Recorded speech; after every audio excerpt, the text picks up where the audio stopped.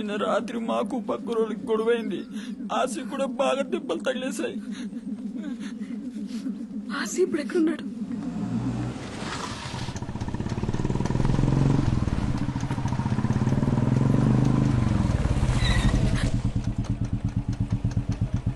ఎక్కడికి? వచ్చి పండుగ.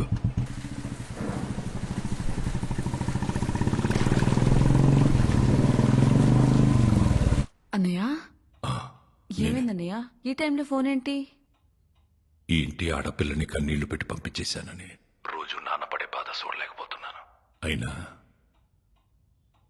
నీ మొగుడు చేసిన తప్పుకి నువ్వు నీ కొడుకు ఏం చేస్తారులే.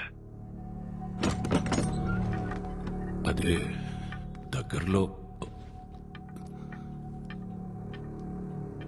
మంచి ముహూర్తాలు ఉన్నాయన్నావు కదా, కనుక్కొని చెప్పు. నా కూతురే నీ ఇంటి గోడలు. ఇది రాయనమ్మాట. అలాగే అన్నయ్య. ఆడపిల్ల హద్దు దాటిందన్న ఈజయం ఇల్లు దాటకూడదంటే చేసుకోబోయేవాడు మనింటోడై ఉండాల.